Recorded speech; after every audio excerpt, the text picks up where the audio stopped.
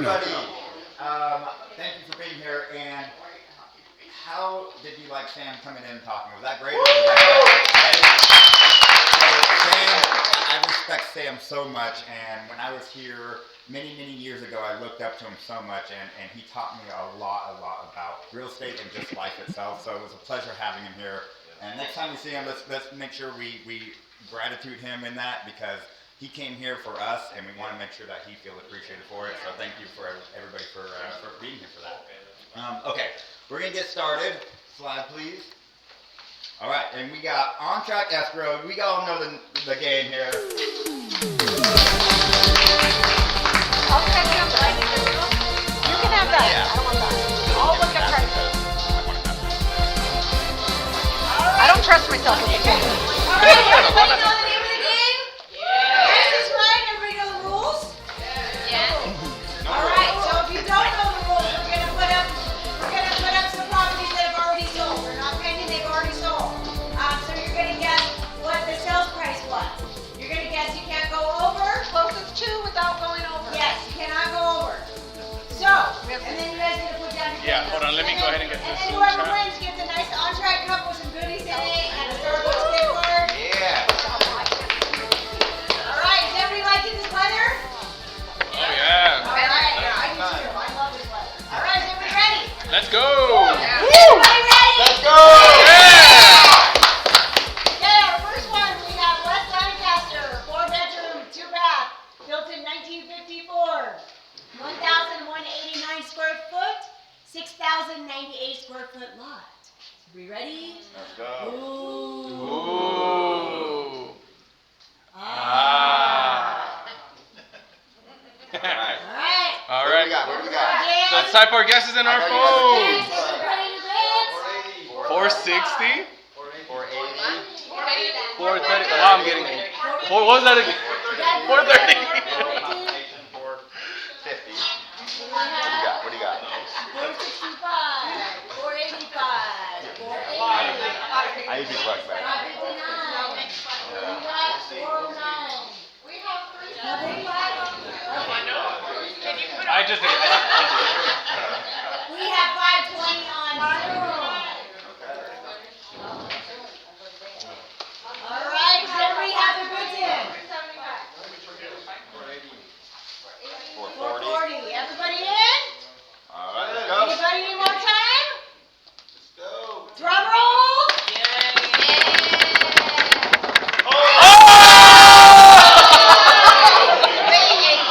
Who got it? Nobody got it?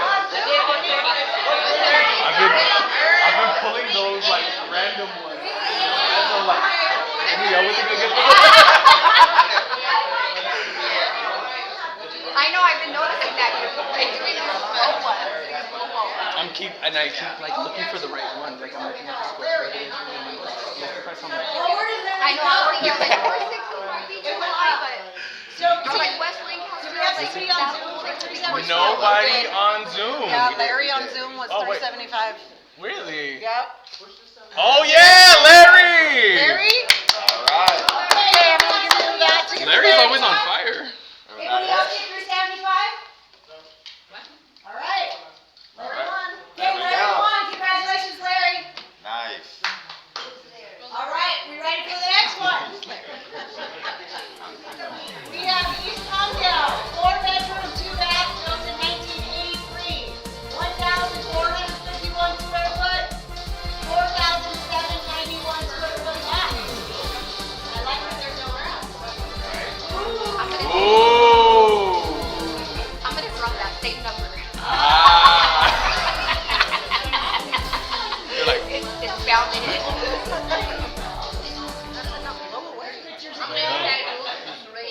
Huh? 4-bedroom, 2-bath, 1983. all right, guess is up. All right, what do we got? What do we got? Guess is in the chat. 469. 460, 450. 475. Because I'm telling you, I was looking at it and I was like, 465. just leave. 465. We got 455 on Zoom and 435.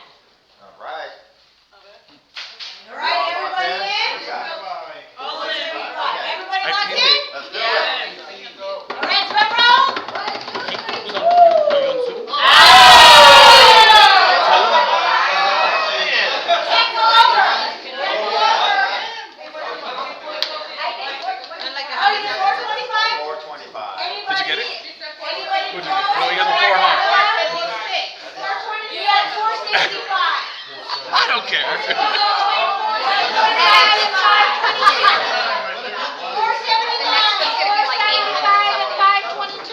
479 going once, twice. 479. Sold.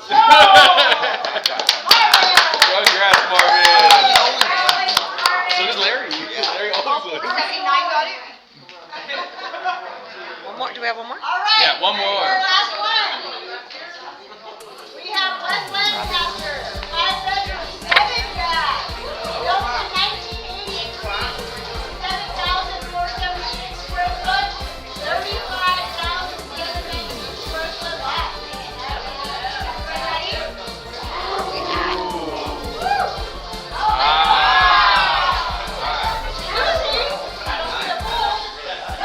There's a pool. No. Nice view. That's a really big, yeah. Big jacuzzi or a small pool? No, it's a pool. It's a pool. It's a pool. It's a pool. It's a pool. It's a pool. What is the size of said pool?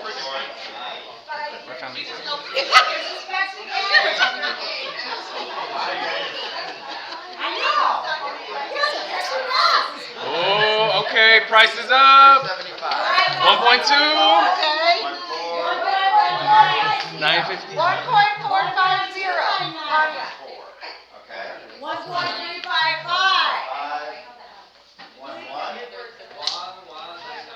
989. 1399. 118. I don't know. I think that's too high because of what you've been picking lately. I tricked you. 449. Okay. All right. All right, we got. Is everybody locked in? Yeah. Everybody in? Drum roll.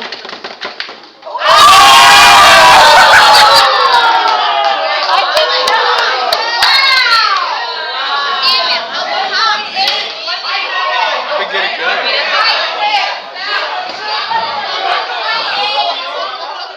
10 days ago. Anybody close to 1.8 going once? No. Going twice? Tiffany!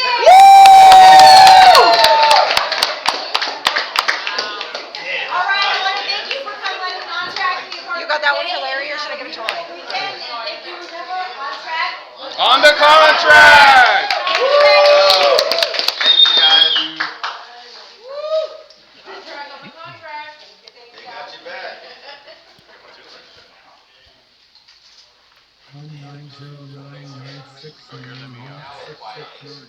Dang, I can't believe it's 2.2.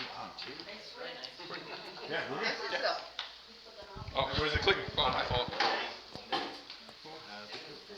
All right, ladies and gentlemen, Mr. Luis Antonio Ayala Jr. is with us today. He sponsored some food for us, so thank you so much. And he's with City Ventures. He's gonna go over some few things with us. Thank you so much. Awesome. Thank you so much. Microphone. Mike. Just microphone. Oh, you got it? Right here. Oh, Okay, thank you. Perfect. Hey, my name is Luis. I'm with City Ventures down at Joshua Ranch. We are building the new homes up there. Has everyone been up there? No. So everyone is welcome. Just so you know, we just opened up a new community up there. This is our third one. We started with Sandstone, then Skyridge, and now we're opening up Saddlewood. We've got 88 homes that we're going to be building.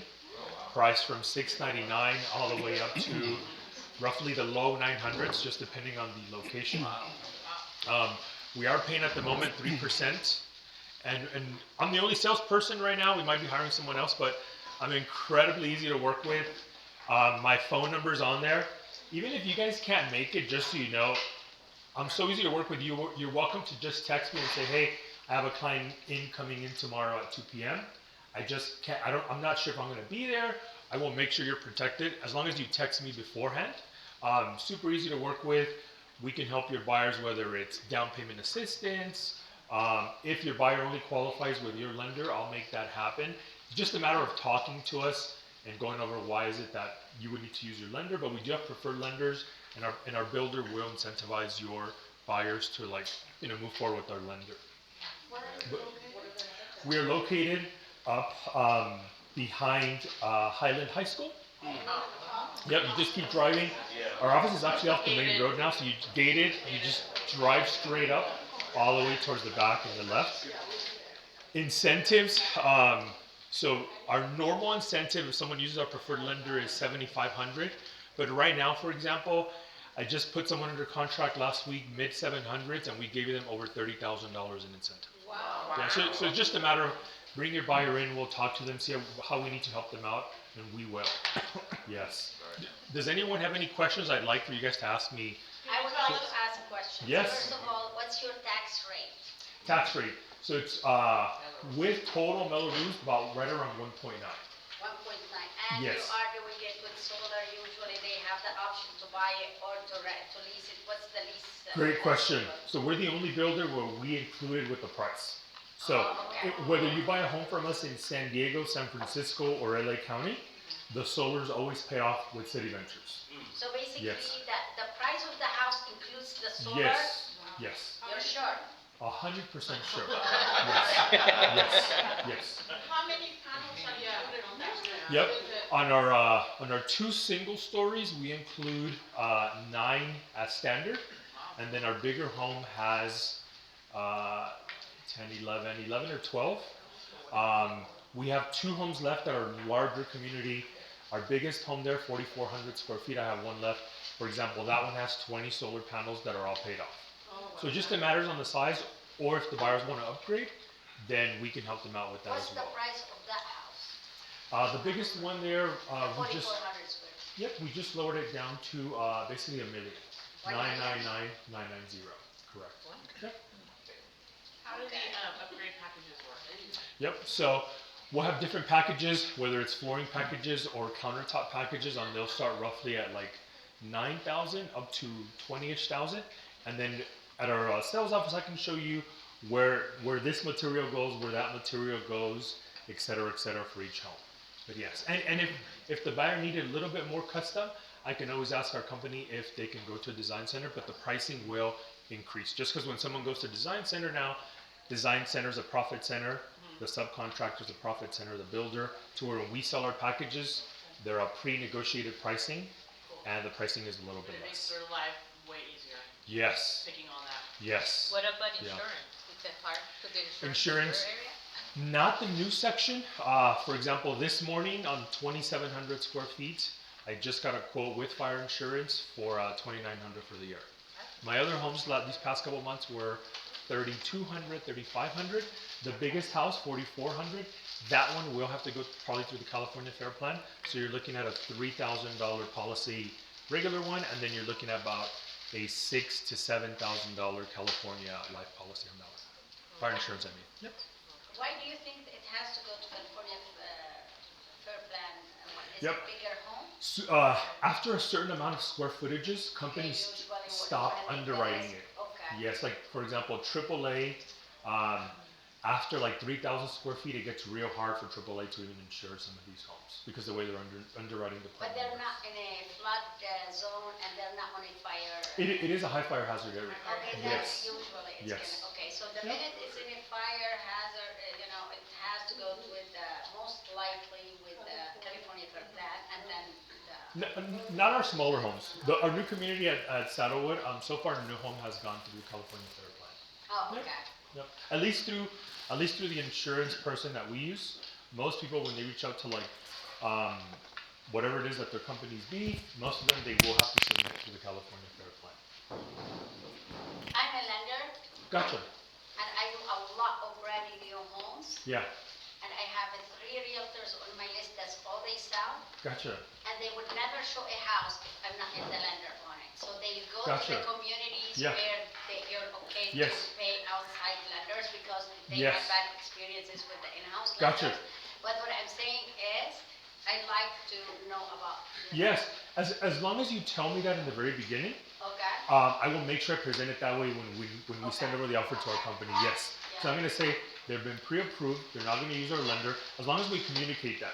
The only issue, like, don't bring it up at the last minute. Like, just bring it up from the very beginning. But yes, we'll absolutely help you. Yes. Because right now, 2 of the brand new lenders, that they bought the houses, they are actually calling me to back up because the lender could not qualify them. And I right now have to close it in 12 days Gosh, for shoot. the brand new.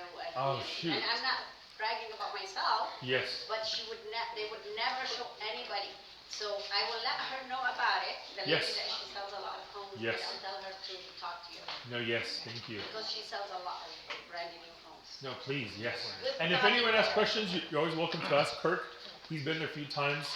Well, super easy to work with. One thing I can tell you guys, whenever you are approving your buyer for brand new homes, take into consideration the tax bracket that it's in, and if there's a solar lease, to take it in so they can factor it in their rate.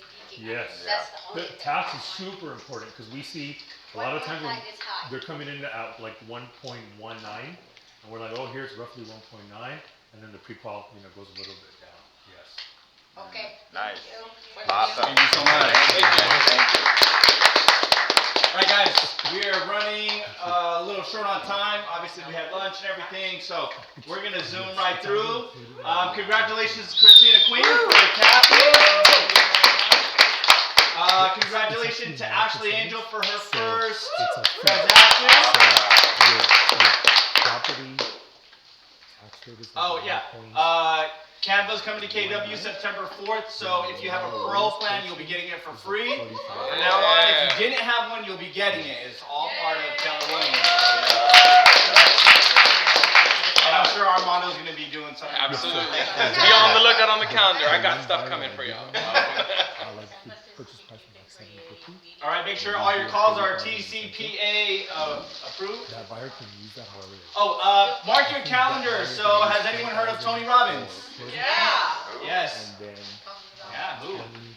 So Mandy Rose is a Tony Robbins representative and trainer, and she will be here on September 4th to share with us a workshop, an in-person workshop, and I'm sure she's also going to share some details about more Tony Robbins stuff as well. So I went to one of these before in our office, and it really, I stole some stuff from it that I use till this day, all the time. I'm not gonna tell you what it is because I like to take the credit for it, but you will pick up something just from one time sitting down for an hour, whatever. You'll learn something and you'll use it. So make sure to come into the live in-person workshop on September 4th at 11 a.m. our usual time. Let's see. Contracts Q&As, that's going to be September 3rd with Wendy. So take a picture of this if you don't have the calendar, but we do have the calendar posted. If you need to see what our training calendar looks like, please go to kwavcalendar.com. kwavcalendar.com. I just started using it and it's been a game changer. I used to be like, Armando, what's on the calendar next? What's on the calendar next? Like, why don't I have the calendar? And he's like, oh, it's just online. I was like, okay, there it is. Next time we'll have a QR code for it. Sorry. There's one at my desk. Next time we'll have a QR code up here. So we have, this is our schedule coming up. And now without further ado, we have Robert Brand, who is an attorney, litigation consultant. Go ahead and take it away.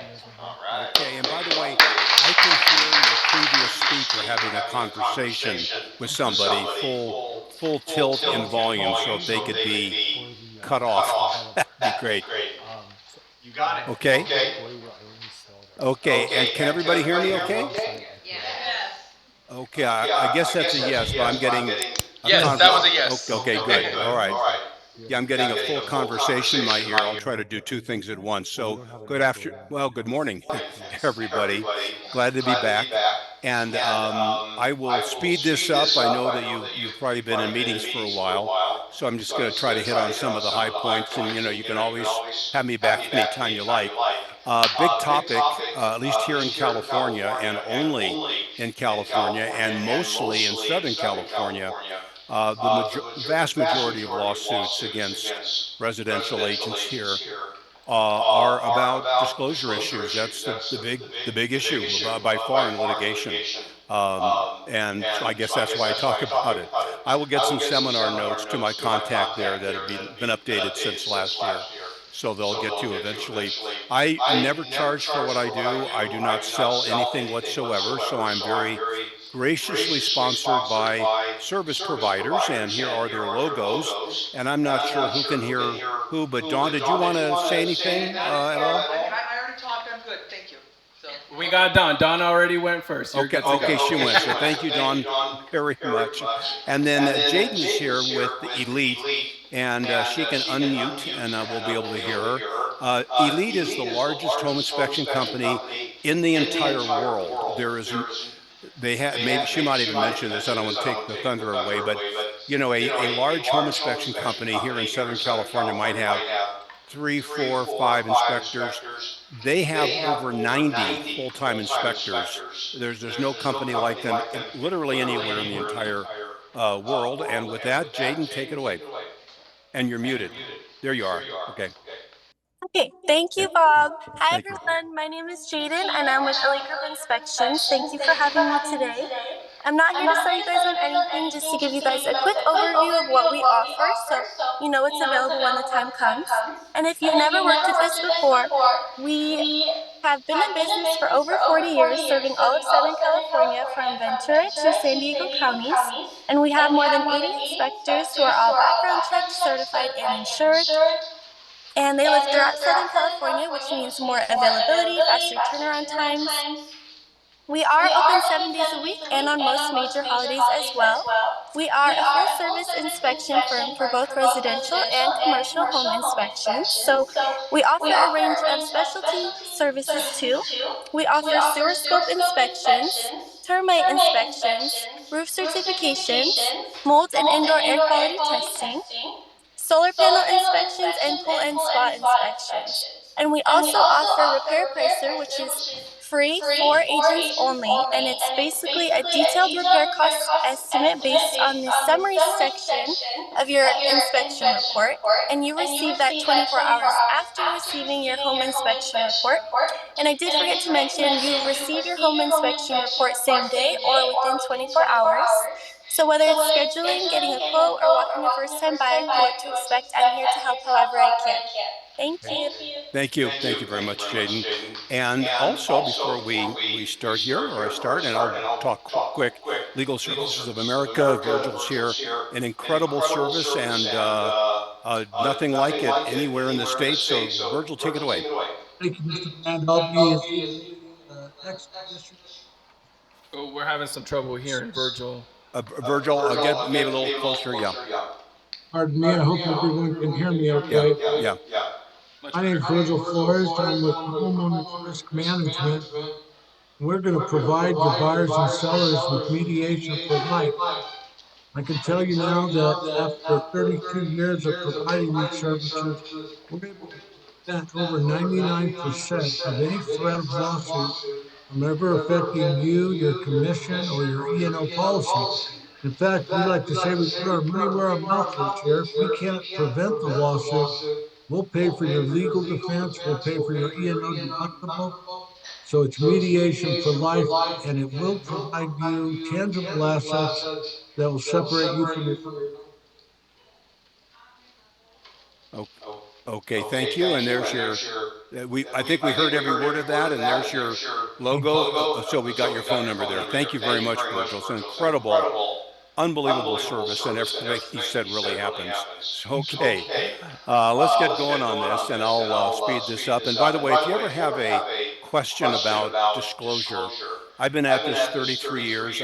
I'm pretty sure I talk about it more than anybody else in California. I've never run into anybody that does what I do full time, and there's no cost at all. You can call me up. Better to email me than I can copy in your manager so they know what I'm saying. But anyway, on the visual inspection and the Avid, it does say visual inspection. See it circled there. So a question that might be asked is the agent's inspection limited to only visual observations? That's what it seems like it says. The answer actually is no, even though that's what it says on the form. In court, it's really interpreted as any sensory perception. So, 2 examples, you're doing and the Avid inspection is not a home inspection, it's very limited and so forth. but you're walking around the house, and maybe it's a two-story home, maybe not, and you just notice that maybe upstairs, the floors are just a little bit uneven. You can't see it, but, you know, sense of balance, you can pick it up.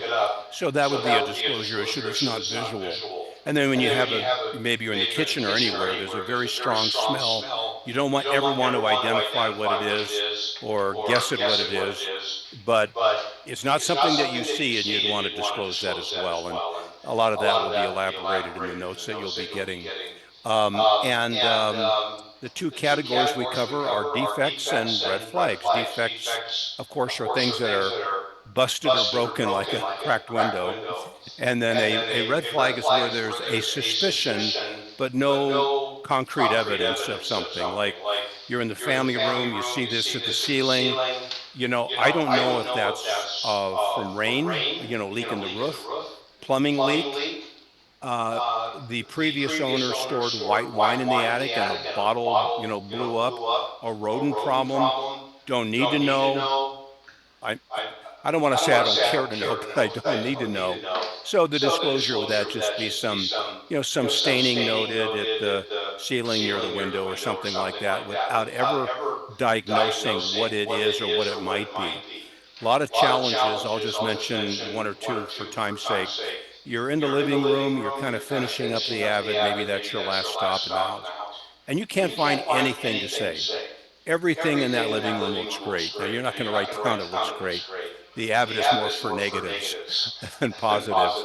So what some agents do, I got to prove I was in the room. So they see a ceiling fan, and they jot down ceiling fan noted. But a ceiling fan is not a defect or a red flag, so it doesn't belong on a disclosure form. So rather than, you know, I sometimes joke around, say, we'll break something, but that's not what we should do. The term that works out well, whether it's a spider web in the corner that seems too minor to mention, or the stain that we just looked at, the best expression in 3 decades of doing this statewide is nothing noted. It doesn't mean that in the living room there is nothing wrong anywhere. That's beyond our scope of care, but just within the parameters of what I do as a real estate licensee, doing the Avid, I don't see anything really worthy of disclosure. That's in some homes that'll be the most frequent comment, because they're just in pristine condition. Okay, on the visual inspection, what do you do if the house is in pristine condition and you're doing your agent's limited visual inspection? Again, not a home inspection, but the agent's perspective of it. And you can't find anything, so nothing noted, nothing noted, nothing noted. Short of breaking something, here in California, and I cover the whole state, but here I live in Southern California, so starting on the right side, most homes have a concrete or cement driveway and maybe a patio in the back. It's really hard in Southern California to find these surfaces that are crack-free. The cracks usually don't amount to anything, but just keep that in mind, and I'll get to an answer. On the far left, stucco, that's probably the number one, you know, exterior surface. It's pretty hard to find that surface 100% crack-free. I have the wood above because I do a lot of homes in Northern California, Bay Area, are wood, unlike down here where they're mostly stucco. And then brick chimney, brick accents, brick patio, whatever. So since we can, and this is more of a thing, something you'd want to disclose anyway, but especially if it's in pristine condition and you don't really have much to say and you want to establish that you were there. The word some is much better than a number. Numbers can be disputed, some cannot be disputed. Some cracks noted, wherever you saw them. Exterior siding, backyard patio, whatever. Not that anything needs to be fixed, it's just kind of an evidence that you do your visual inspection, you walked around. And that's more when there's just like not much of anything to say about the house, and you want to kind of establish that you were there. As to where to write it down, there's different sections, but don't forget, if you haven't, if you've kind of used all the lines up, doesn't happen very often, but if you do, there's always this other observed or known conditions not specified above, so that's always available. Okay, stating the obvious. This is when, let's say you have buyers that want this home that you see on the right. Well, there's obviously a school across the street. That is going to affect the life of whoever buys that home in some way. So, big school, you've got the gridlock in the morning with kids dropped off, afternoon, school's over, traffic jams, sporting activities, weekend activities, just all kinds of things that, because of that school is right there. A mistake that many agents make is they have the listing on this home where they're representing the buyer, home on the right with the fencing. And they say, well, this is so obvious, I don't have to say anything. We still have to make a disclosure about the presence of the school, because a defense that litigious buyers will use is they'll say, I was so mesmerized by this house that we built, I blocked everything else out, and I didn't even know there was a school there.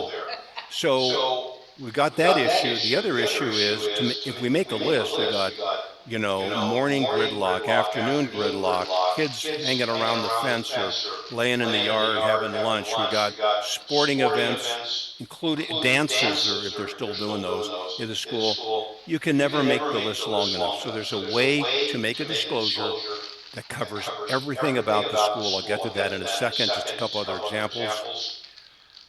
Well, let's see, I drive everywhere. This would be what, I-10 and maybe La Cienega, something like that. House on the right, it's hard to get closer to a freeway than this home. So anybody living here, they're gonna, especially a freeway like this that's going 24 hours a day, they're gonna get traffic noise, gasoline fumes, diesel fumes, maybe flat tires flying off the freeway, whatever.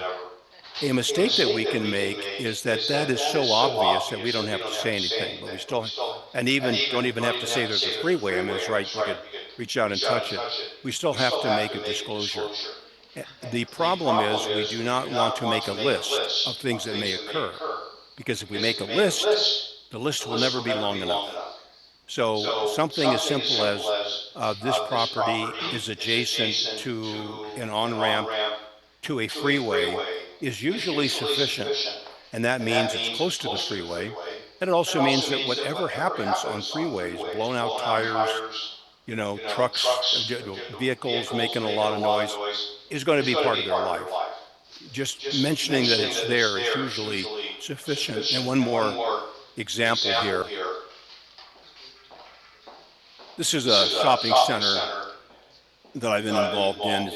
There's 5 buildings. There's a Target on the left, a couple other buildings, and then, a big supermarket on the right, a very active shopping center.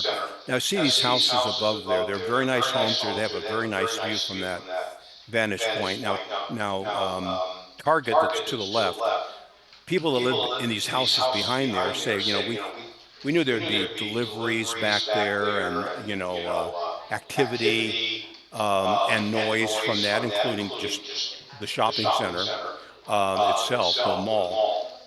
We had no idea there would be deliveries 24 hours a day. There are 18-wheeler trucks backing up into Target at 2 o'clock in the morning. And then you have the guys out there yelling back and forth, getting the stuff into the store.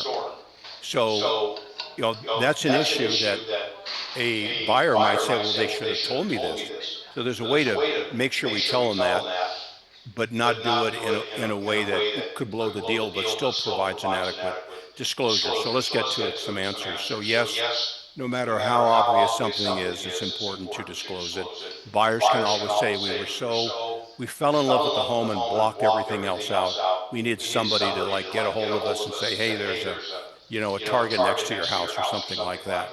So stating the obvious is important. And when we're disclosing something that's near the property, may I suggest that you disclose what is there. Never details of what may bother the buyers about what's there, because you never know what's going to bother them, and you cannot make a list of 25 or 30 details for every single thing that you mention. So, for example, the freeway, there's a freeway near the house, period. Doesn't have to be those exact words, but they could be. That means anything and everything that might affect your life by being near a freeway is in that disclosure. A school is close to this property. That means the gridlock, the school dances, lunchtime and the kids hanging around. Why? Well, because there's a school close to the property, and that's been disclosed. Better not to make, I suggest, better not to make a list of specifics. And on the shopping center, maybe, you know what, maybe I mentioned this already, but, people pushing their key thing to lock the doors, and the people up there say, we hear horns honking all day. A shopping center is located behind this property, period. Meaning anything and everything that may affect your life by buying one of these homes up here will be affected, good or bad, right or wrong. It's going to be affected by the proximity of the shopping center. If you make a list, you will never be able, of the items, the things that may bother them, the deliveries, the trash trucks, or whatever, you'll never make a list long enough. There's just too many things. So it's better to kind of do a composite disclosure. Okay, let's see. It's kind of an interesting one, good lesson for us here, and I'll just go for like 20 minutes, 10 after, so you can plan your afternoon here. Vacant lot, you can see the house right in the middle. That's actually one of about 20 homes. It's actually a subdivision kind of a place. You just can't quite see it with all the trees and so forth. So out-of-state buyers, I think they were coming from Ohio, moved into that property. Never had, this is in Southern California, never had lived in Southern California. And in the middle of the afternoon, I think it was the first day they were in, unpacking, they heard this just incredibly loud noise. Never heard the noise before, and it was really loud. It's like, what in the world's going on? It so happens that this vacant lot is a hot air balloon, airport, launch pad, whatever. I think there's another one there. There's two. They actually do 3 a day, every day. I'm very familiar with this, and they launch 3 a day, and it takes probably a total of 2 hours before all 3 are up. And nobody's purposely making noise. It's a very noisy thing to do. Now, that's something that the buyers who would never expect a hot air balloon, airport, whatever it is, next to them should have had disclosed, but it wasn't.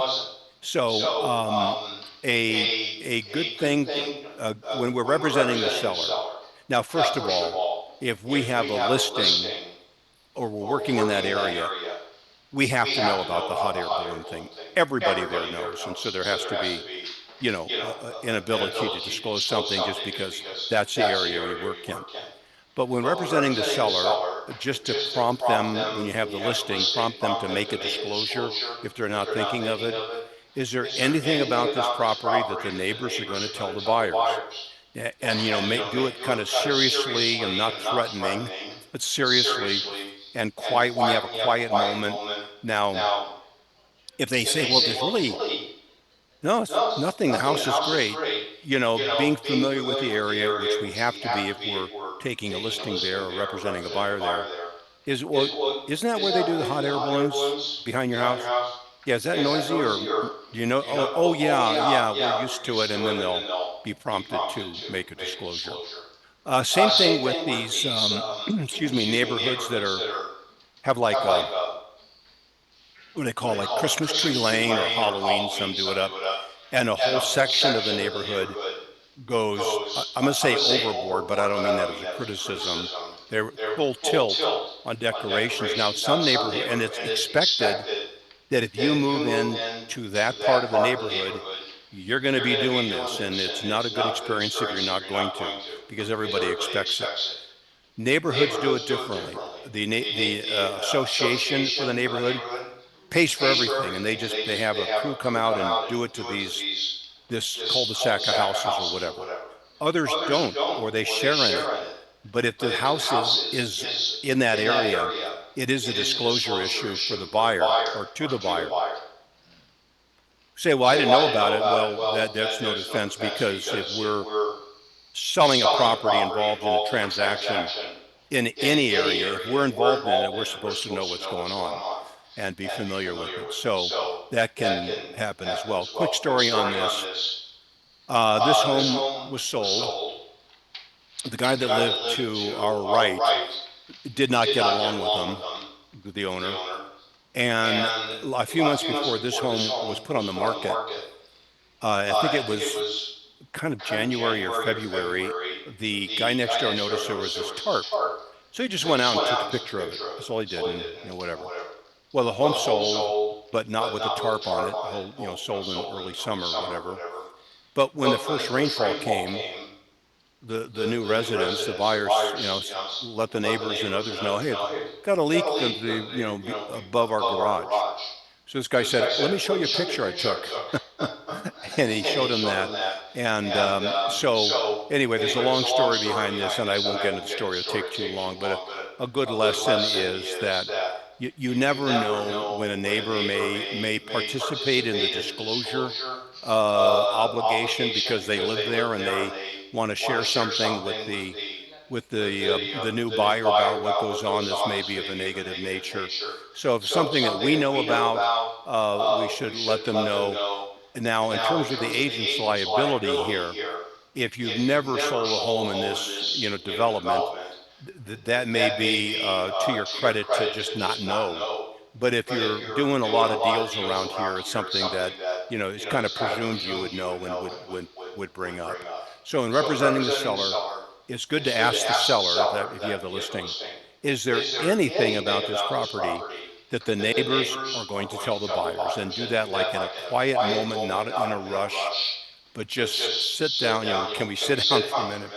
When you are gone, you are now in, New Jersey, wherever you're going, and your buyers meet the neighbors, both sides in the neighborhood. Is there anything they're going to be told, whether they like you or don't like you, or just take all that into consideration? Anything the buyer's going to be told that may be a problem or a negative, and that's good to get information about disclosure. Keep in mind, the only surprise buyer sue, if there's a crack like this in the house, nothing other than disclosure, nothing necessarily needs to be done about it. It depends on what demand the buyers make and market conditions. But the only buyers that ever sue, or I would say 99% of them, is when they have no idea that there was a crack, there was a leak, or there is a leak, and so forth. And there's more in the notes about that. Should you take, 10 minutes, photos, bring a camera with you or your phone, we all have phones,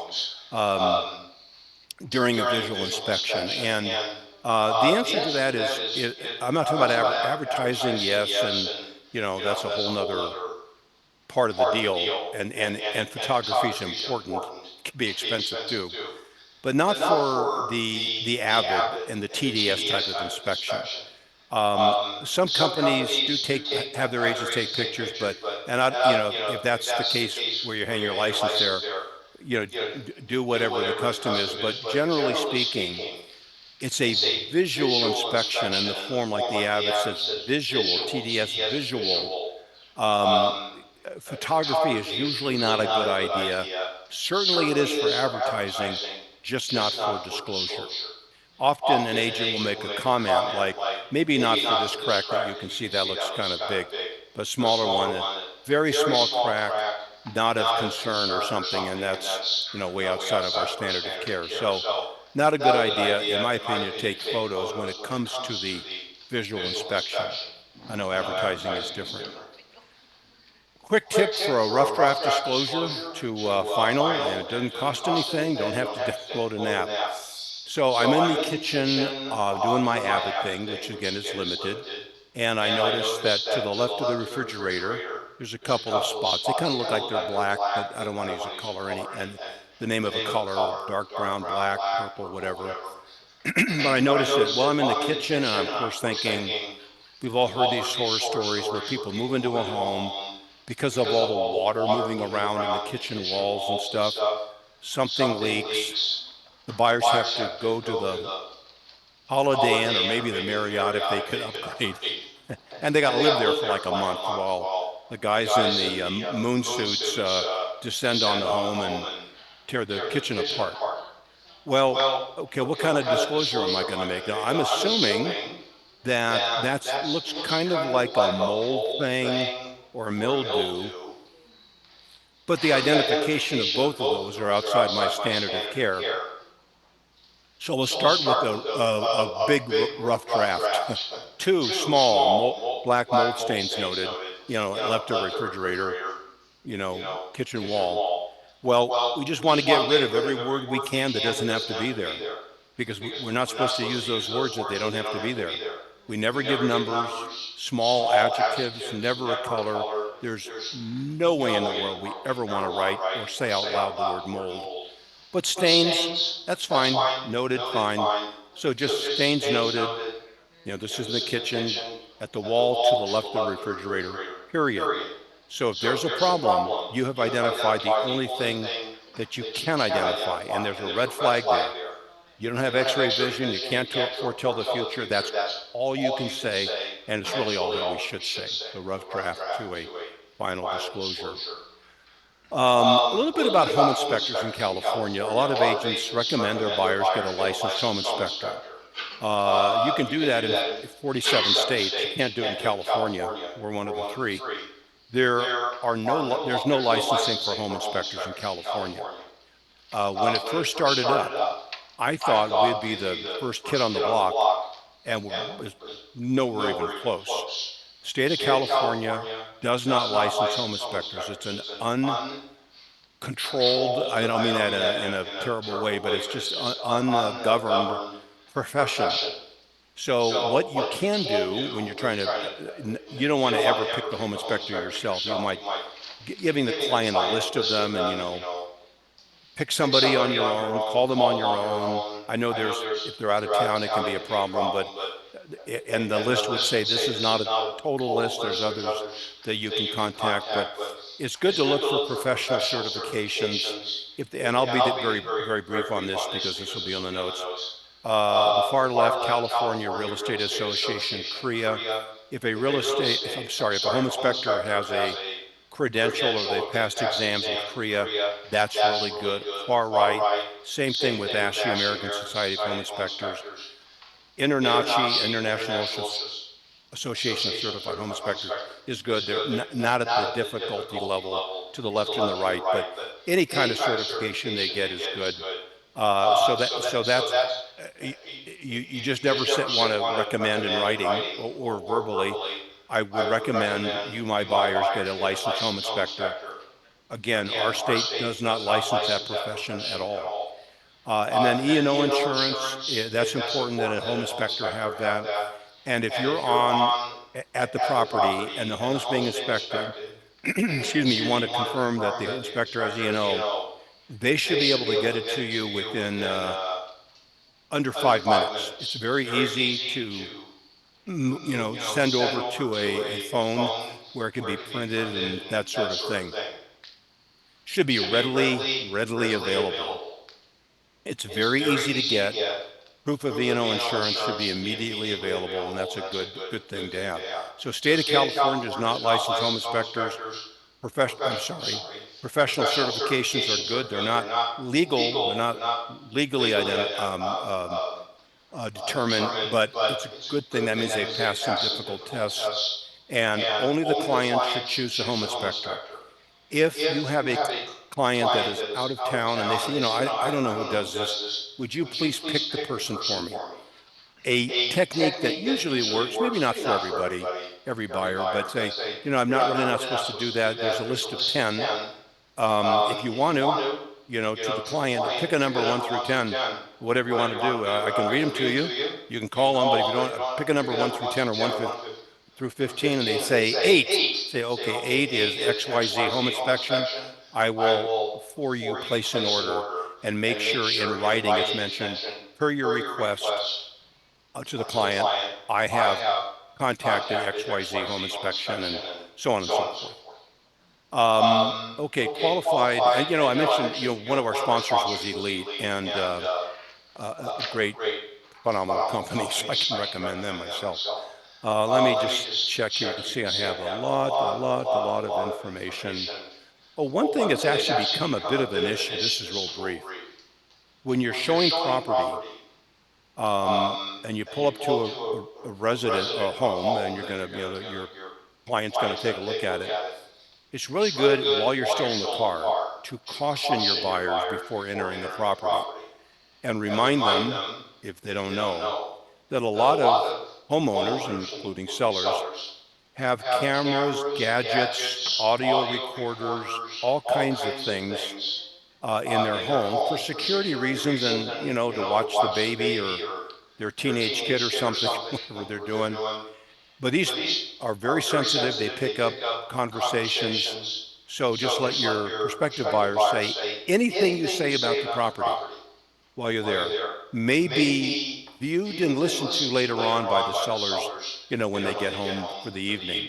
And so if you have something maybe negative, maybe offensive to say, don't say it while we're in the house or in the backyard or front yard.